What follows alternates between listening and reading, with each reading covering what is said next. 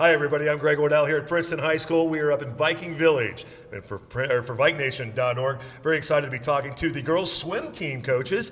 I've got Ben Carnahan and Schell here with me. And coaches, I appreciate you stopping out here. Let's talk a little bit about your team this year and kind of maybe recap things. You guys had a very, very young team, I understand.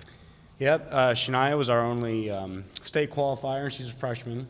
Shania Stone, by the way. Shania Stone. And we did have one junior on the team, Maria Kaler, who had a really great season as well. It was her first year coming out. Cross country. For us. I've talked to Maria before, yeah. She is, yeah. She kind of decided to step into swimming this season, and she did really well, actually.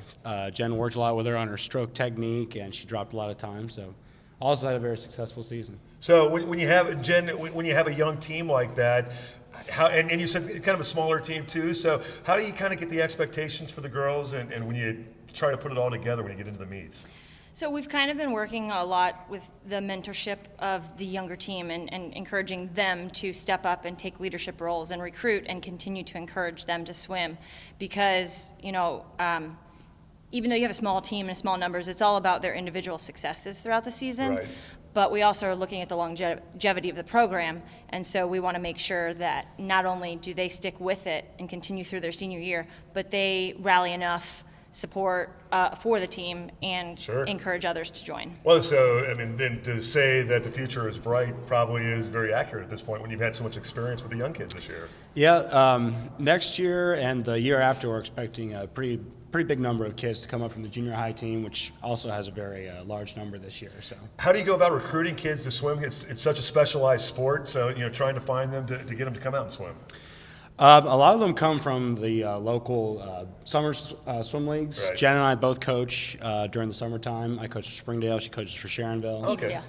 I'm sorry, Evendale. Okay. So a lot of the kids kind of come, once they get to the junior high and the high school level, they kind of are recruited onto the junior high team, and then hopefully they stay with it through to the high school level as well. Let's talk about one specifically, the freshman. We had a chance to talk to her earlier, Shania Stone. Very impressive. Not only just talking to her and how poised she is as a freshman, but what she's accomplished too. So tell me a little bit about Shania Stone. Go ahead. So her main events are she's a sprinter. Which she said was kind of surprising to her. That was kind of funny. But. So pretty much her main events have been the 50 free as well as the 100 breaststroke. So if we're looking at individual strokes, it's breaststroke and freestyle or where her strengths are. But she's just a natural athlete, natural talent. She's had some club training in the past, and so that helps with her stroke technique. But like I said, a lot of it's just raw natural athleticism that she has, and then just kind of cultivating that and continuing to help her foster that and believe in herself and have confidence in herself. Does she, when you have a swimmer like that, does that help everybody around as well? Maybe try to accomplish what she's doing, or? It helps everyone kind of work towards the same standard that she holds herself to, and it's great to have her and a couple other people that have been on the team and been swimming for a while to kind of show people it's all about your attitude towards the sport, and you get out of it what you put into it. So she qualified for state as a freshman. That's impressive within and itself. So how do you guys handle that for this week? Going up to Canton and getting her ready to compete in what will be the biggest meet of her life so far. Sure. Yeah, we'll be going up Thursday, and Thursday is kind of the check-in and the warm-ups for all the teams together, and then she'll be competing Friday morning in the preliminaries, and we're hoping that she qualifies top 16 for that to do the finals meet on Saturday. Okay.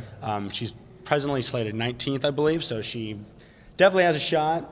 It might not happen, but she's optimistic about it. So. And Jen, the experience that she's going to gain with this obviously bodes well for the future too. Absolutely, and that's kind of what we told her this year because as a freshman coming in, we weren't sure. Her season had been a little bit up and down for some of her times. She was kind of on the bubble. We were like, yeah, definitely she should make it to districts, but we tapered her for sectionals. And so if you're not familiar with like the swimming world or terminology of tapering, basically means you've been climbing this mountain all season. You're holding out a high yardage, and then you slowly start to taper down and decrease the amount of work so that your body starts to rest. Okay. And so we actually tapered her starting right before GMCs. So she was really slated for her best meet to hit on sectionals. So for her to hang on and make it to districts is quite a feat. For her to hang on another week and make it to state and maintain that high level of speed is going to be a challenge, but we talked to her about, you know what, this is your freshman year.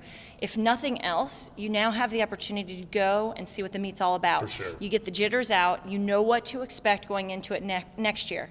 So get ready. You could have another time drop, which you're going to get faster, or it could go the opposite way where you gain time because you've been trying to hang on for such a long time. Well, but again, it's the experience opportunity that she's Exactly. going to have there that will bode well for the future down the road. Absolutely, absolutely. Exactly. I'll tell you, I mean, there's a lot of preparation that goes in just for one swimmer. I can only imagine, if you're taking, multiple swimmers up there. So, Sure. Well, safe travels up there this week. I know the weather looks a little iffy or goofy, so safe travels up there. But we wish Shania all the best of luck, and then we'll come back next year and see how she's been. She told me too, she's also doing the water polo thing as well. So, how great is that? Or is that a good thing for her? Well, we always love the swimmers to do water polo, and we vice versa love the water polo players to do swimming because it just keeps you in shape and makes your game and your physicality that much more disciplined. So Makes sense. And it's nice to have one of the faster top 50 freers because they always start off a water polo match with a sprint off. So she pretty much wins all of our sprint that's offs. nice. So Well, it's nice to have on our team. Hey, you get that first goal in the game. That's Exactly. a very, very good thing. So, well, Jen, listen, we appreciate your time, Ben. Best of luck to Shania, and then moving forward next year, we'll catch up with her and see how she's doing again next year. Thanks. Thank you. Yeah, And the we're rest real of the proud. team, Yeah, too. we're real proud of her. As you should be. So we wish her all the best of luck. So, Jen, Ben, good luck this weekend. Safe travels. We'll Thank catch you. up next year. Thank you. That is Jen Schell and Ben Carnahan, the girls swimming coach. I'm Greg Waddell for BikeNation.org.